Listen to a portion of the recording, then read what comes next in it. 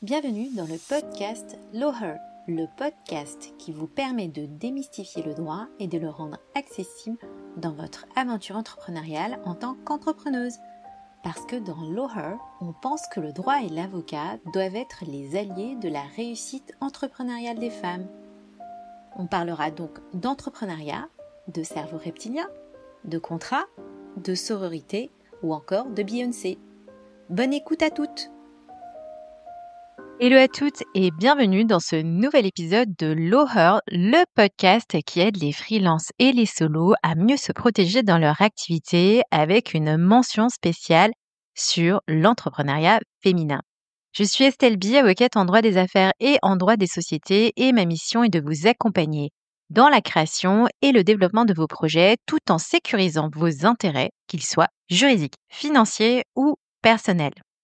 Aujourd'hui, on plonge dans un sujet qui touche à la fois votre vie professionnelle et personnelle. J'ai nommé la question de votre statut d'entrepreneur et de votre sécurité financière, oui, à vous en tant que femme dans un couple hétérosexuel. Parce qu'il ne vous aura pas échappé que nous sommes la semaine de la Saint-Valentin et de fait, j'ai voulu aborder cette question qui a déjà été reprise dans l'essai de Lucille Quillet, Le prix à payer, que je vous recommande évidemment chaudement. Alors vous savez, c'est un sujet qui revient souvent lors de mes consultations sur le choix du statut. Je peux quelquefois me retrouver face à des femmes qui ont en réalité un sujet sur la manière dont elles vont entreprendre et qui me font franchement peur au sujet de leur situation financière. Et là, je pense au risque de dépendance financière, à la précarité financière en cas de divorce. Alors, si vous êtes entrepreneur ou sur le point de vous lancer et que vous vous demandez comment faire pour faire les bons choix, pour vous sentir en sécurité financièrement parlant, cet épisode est pour vous. Déjà, on va poser un peu le contexte de l'entrepreneuriat en général pour justement les 3/4 des personnes qui se lancent aujourd'hui, hommes ou femmes par ailleurs. Donc quand on commence à entreprendre, il y a souvent un mélange d'excitation et d'angoisse. On veut réussir sans prendre de risques inutiles. Et bien souvent, pour simplifier les choses, entre guillemets, et éviter de perdre de l'argent, on se tourne très rapidement vers la micro-entreprise pour payer moins de charges. Pourquoi? Parce que c'est simple, rapide et ça rassure. Dans les faits, pas de sujet de se mettre en micro. Sauf que vous devez avoir conscience des implications juridiques, sociales ou encore fiscales. Et là où ça devient encore plus complexe, c'est que potentiellement, en réalité, l'entrepreneuriat peut avoir un effet sur l'équilibre de la famille, notamment dans les couples hétérosexuels, souvent au détriment des femmes et qu'il existe donc des pièges dont il faut avoir conscience. Parce que oui, il y a bien des pièges dans une dynamique de couple et Lucille Quillet, dans son essai Le prix à payer, l'a très bien démontré. Je fais des généralités, mais souvent lorsque je reçois des clientes au sein de mon cabinet, je me retrouve à aider des femmes qui sont souvent dans la situation que je vais vous décrire. Elles ont souvent entre 30 et 45 ans, elles ont connu une carrière en tant que salariées et le gros déclic pour se mettre à son compte arrive quand survient la maternité. Les raisons évoquées sont souvent les mêmes, envie de faire à sa manière, de trouver un sens à sa vie, mais surtout la raison principale, je peux organiser mes journées comme je veux et c'est moins contraignant maintenant que j'ai les enfants. Et pour le coup, comme beaucoup, elles vont se mettre en micro avec peu de charges, peu de cotisations sociales, peu de frais comptables par simplicité.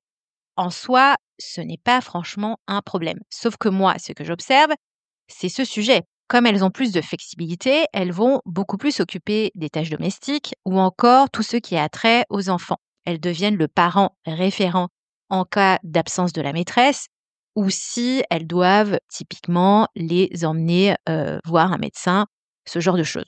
Ce temps qui sera dédié aux tâches domestiques et aux enfants sera inévitablement répercuté sur votre temps de travail en tant que freelance ou entrepreneur.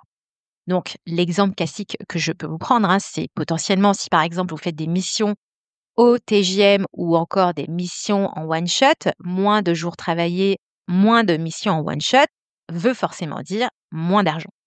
Le résultat à long terme, c'est qu'elles deviennent forcément la variable d'ajustement en termes de revenus dans la famille et souvent, elles vont gagner moins que leur conjoint. D'où les potentiels sujets, s'il y a des années où est-ce que ça va un peu mieux au niveau de l'activité, que votre plus un se retrouve à dire des choses du style: «Chérie, je trouve que tu as un trop bon résultat, peut-être qu'il faudrait lever le pied, sinon on va payer trop d'impôts.» Et souvent, moi, quand j'entends ça, j'ai envie de leur dire: «Toi d'abord.» Ou encore, vous pouvez vous retrouver financièrement dépendante et en cas de séparation, c'est vous qui potentiellement pouvez perdre le plus. Et à plus long terme, comme vous avez peu cotisé, ça peut signifier une faible couverture sociale, notamment au niveau de la retraite. Ce dont il faut avoir conscience, c'est qu'il y a un effet un peu pervers lorsqu'on considère que votre rémunération est une variable d'ajustement. C'est un peu comme si on considérait que c'était un travail moins méritant, moins important. On peut aussi avoir l'impression que c'est un travail qui mérite moins d'investissement, d'où le sujet de rester longtemps en micro et potentiellement peut devenir dangereux d'un point de vue financier. Alors oui, souvent on va m'opposer que le sujet, c'est que payer moins de charges possible, avoir le moins de frais possible, en soi, ce n'est pas un problème et je suis complètement d'accord avec ça. Sauf qu'à mon sens, il ne faut pas que ça se fasse au détriment de la sécurité financière de votre personne, ni de votre indépendance financière. Plus particulièrement sur cette question du statut, moi, j'ai quelques conseils ici à vous donner parce que c'est un peu le sujet de cet épisode, hein. Je vais vous donner quelques étapes clés pour faire les bons choix. Déjà, première étape, posez-vous les bonnes questions. Donc, avant de choisir typiquement un statut, réfléchissez en réalité à vos priorités. Donc, est-ce que effectivement aujourd'hui, vous avez peut-être envie de profiter de vos enfants avec l'arrivée de la maternité ou peut-être de moins travailler qu'avant alors que vous étiez salarié? Concrètement, quels sont vos objectifs de rémunération? Est-ce que vous avez besoin de cotiser pour une protection sociale solide, pour bien vous protéger au niveau de la maternité, de la retraite ou en cas d'éventuelle maladie? Est-ce que vous souhaitez bien séparer vos finances personnelles de celles de votre entreprise parce que effectivement, il y a des sujets par rapport à ça? Est-ce que vous préférez avoir un statut évolutif qui va venir par derrière soutenir votre croissance future et donc par conséquent faire régulièrement des points avec un avocat sur la question du statut? Deuxième étape, donc une fois qu'on s'est posé les bonnes questions, ce que vous pouvez faire, c'est également donc vous informer pour justement prendre conscience de l'implication de vos choix quand on parle de cette question un peu vague en réalité de statut. Donc là, pour vous faire un petit rappel, hein, le choix du statut en réalité comporte plusieurs volets. Déjà, il y a cette question de dette dont il faut avoir particulièrement conscience, la question de votre protection sociale versus le montant des cotisations que vous allez payer, mais également la question de combien vous allez payer aux impôts du fait de votre activité. Et sur cette question d'impôts, souvent, il peut y avoir des sujets avec votre conjoint. Donc, dans tous les cas, essayez de vous y intéresser parce que c'est particulièrement important.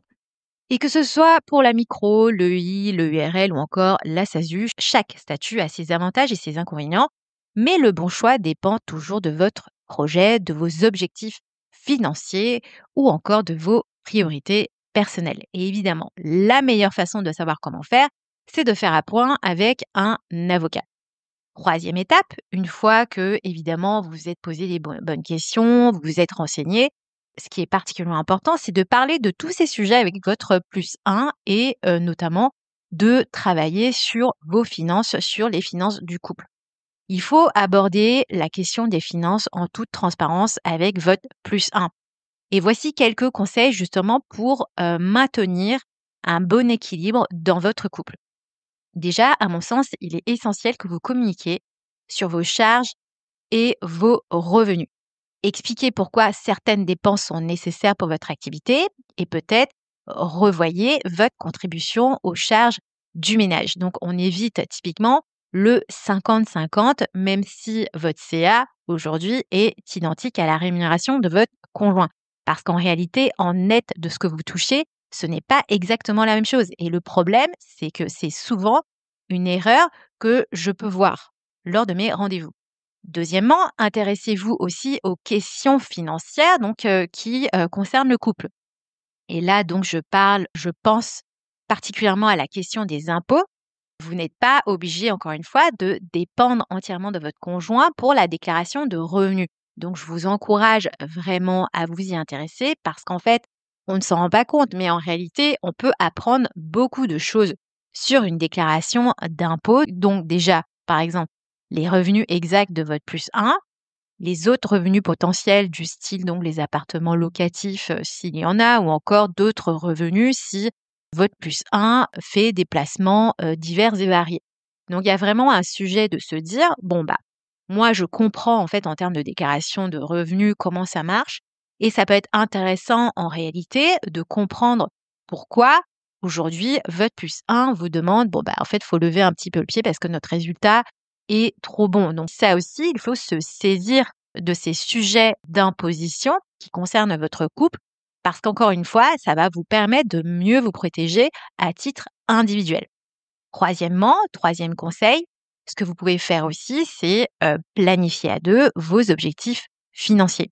Vous pouvez discuter de vos objectifs financiers évidemment en commun. Exemple, j'ai envie d'acheter une maison de campagne avec toi, mais également individuel, si par exemple vous avez aussi un peu d'apport de côté, pour éviter les malentendus.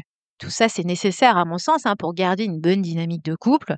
Et de fait, l'entrepreneuriat, parce que je vous ai dit qu'il fallait aussi communiquer sur vos revenus et vos charges, l'entrepreneuriat ne doit pas être un sujet qui va venir fragiliser votre couple. Donc rappelez-vous, l'entrepreneuriat donc est une aventure personnelle, mais ses implications touchent aussi votre vie familiale, et cela qu'on le veuille ou non. Et même si on a l'impression qu'en 2025, la situation actuelle en France ne devrait pas forcément nécessiter une discussion avec son plus 1. Sauf que la réalité, c'est que d'un point de vue sociétal, déjà, les femmes gagnent moins d'argent et souvent, encore une fois, le revenu des femmes est souvent perçu comme étant une variable d'ajustement sur le foyer. Donc, il est extrêmement important, vous de votre côté, de faire attention et de créer une bonne habitude de discussion sur les finances avec votre plus 1.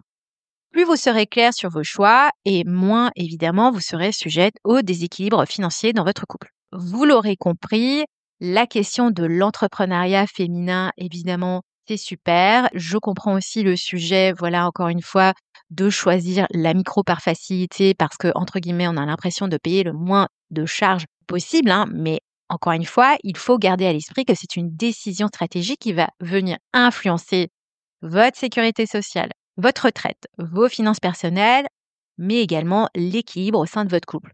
Donc, ne sous-estimez pas vraiment son importance sur cette question du choix de statut et surtout ne le faites pas seul. Et donc, si vous souhaitez aller plus loin, une fois que vous aurez écouté évidemment mon épisode, je vous invite à prendre rendez-vous avec moi via mon offre Choisir son bon statut. Je vous mettrai le lien dans le descriptif de l'épisode.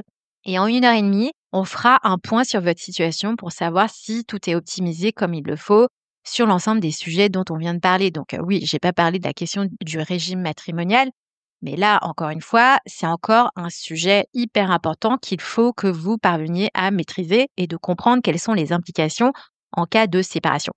Donc oui, l'entrepreneuriat rime effectivement souvent avec liberté, mais il ne faut pas que cela se fasse au détriment de votre sécurité financière. Merci de m'avoir écouté aujourd'hui. Si cet épisode vous a parlé, n'hésitez pas à vous abonner à ma newsletter que j'envoie tous les dimanches pour avoir encore plus de conseils. Ensemble, on peut lever les obstacles et parvenir à un entrepreneuriat féminin solide, et j'y crois profondément, vraiment.